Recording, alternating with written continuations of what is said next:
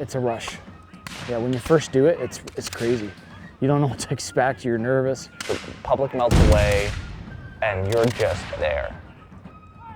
This was a brutal and gruesome point of history, and we have to remember that it was part of our history, or else we forget blood that was spilled for this, and we also forget the cost that's being shared in other places now.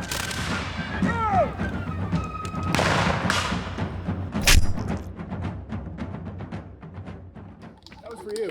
Yeah, thank you, sir. I noticed you were standing well behind the lines most of the time, sir. No, I was not.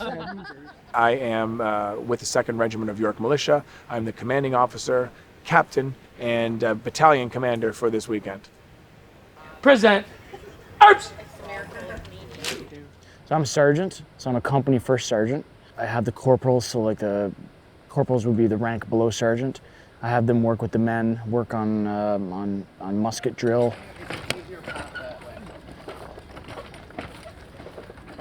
I'm a sergeant, and currently the sergeant major of the artillery within Crown Forces, so that's the umbrella organization. So yeah, I run most of the guns. Right cheek, wrist, leg, left side, right side, head. It's rust. This and my crew are HMS Psyche. We are a naval reenactment group representing sailors from the Royal Navy of the War of 1812. How stands the glass of bound? For shame ye take no care, my boys. How stands the glass of bound? Let mirth and wine abound. How stands the glass of bound? We portray soldiers' wives, so we're trying to look sort of lower class here when we do this. The trumpets sound, the colors they are flying, boys to fight till or wound. I narrate at events. I kind of freelance, go out to events and just come out to the battles and interpret it and explain it to the assembled public. Now, as you're starting to get the smoke in your face, you're going to get a small taste, and I mean that literally, of what being on the battlefield was like. The big problem with that smoke is not just visibility, but also the fact that it draws out moisture. So one of the big problems soldiers complained about was bursts out on the battlefield.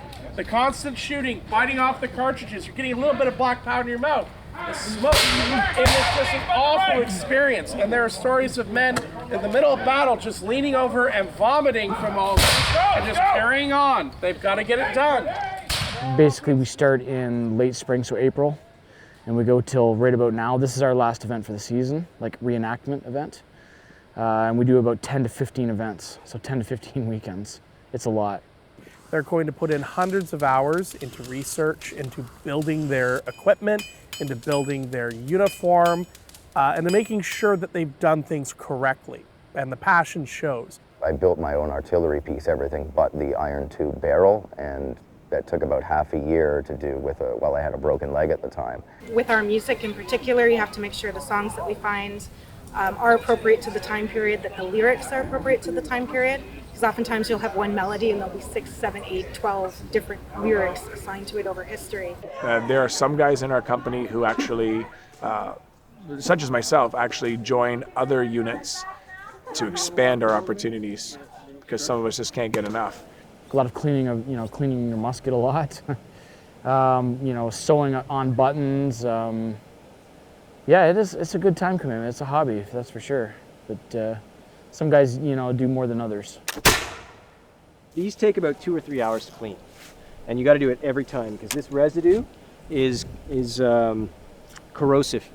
So you're going to get a lot of pitting, and it's eventually going to wear through and just completely render the musket useless.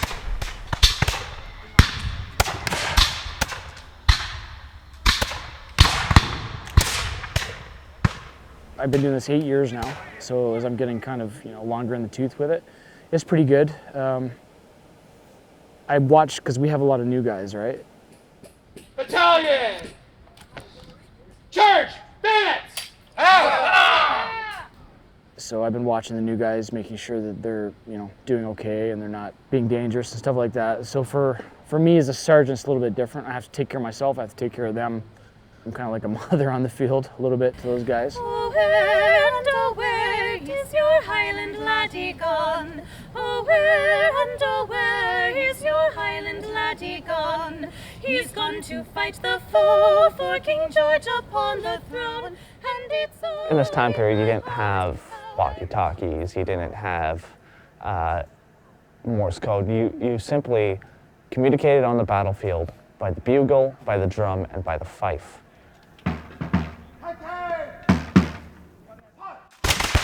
So the bugle, they would have various different calls that you would do, alerting soldiers to come to arms, to parade, to retreat.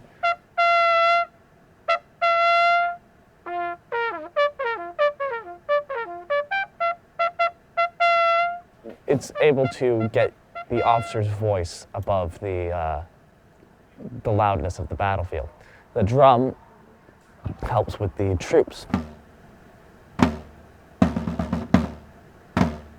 It keeps them in cadence, keeps them in time, and it's another communicating device, and the fife boosts morale.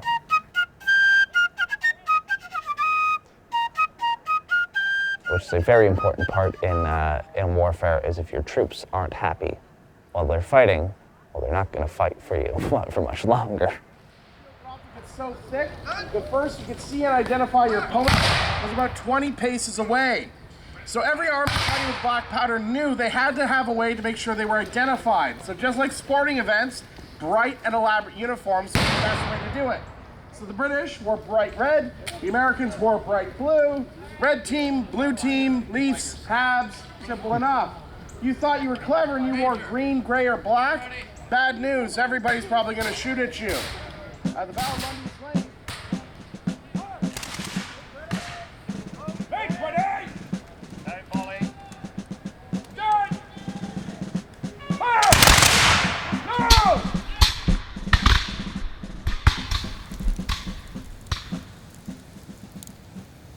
So there's a lot of great elements to reenacting, and at the end of the day, when you're sitting around the campfire, there's a serene peace that comes over you.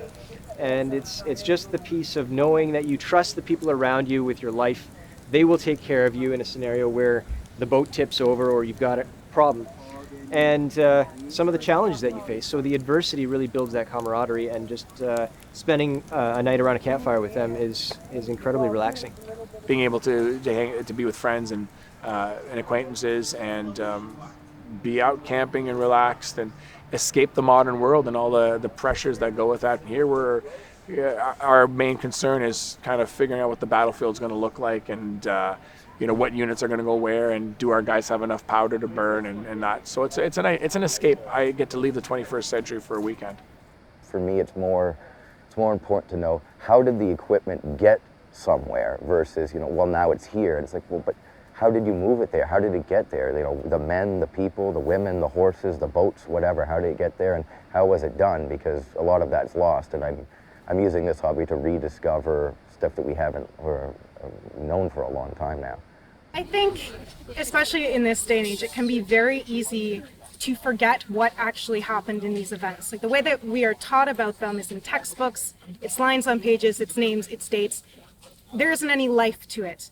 And if you can get something together like this so people can realize that there were people involved, there were families involved, not only people who were involved in the war effort, but people who just happened to be living in the wrong place at the wrong time.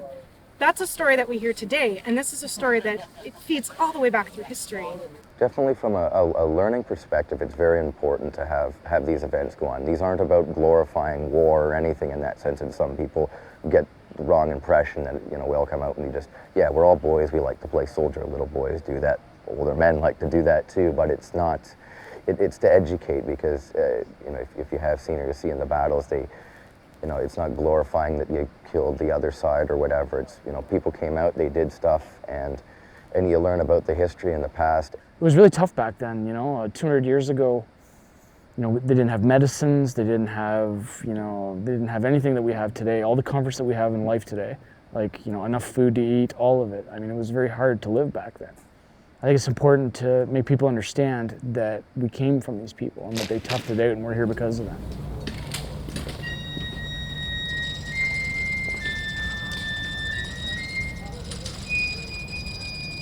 because it's not a part of history that most Canadians know about. North Americans, British, nobody knows about this. It's kind of like a forgotten war. And largely I understand why. It was a side kind of show to the big war in Europe against Napoleon.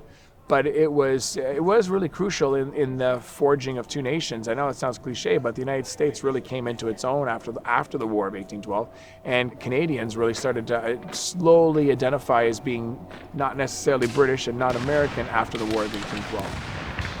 Some talk of Alexander and some of Hercules, of Hector and Lysander and such great names as these. But of all the world's great heroes, there's none that can compare with the shout out, out, out, out, The world is racked with conflict and horrors all over, except here. We have not felt the sting of war in our home for over 200 years.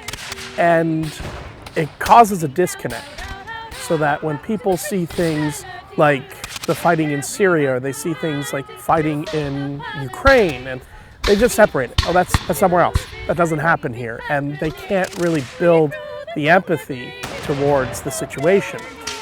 And I think it's important for us to remember that war touched this place too.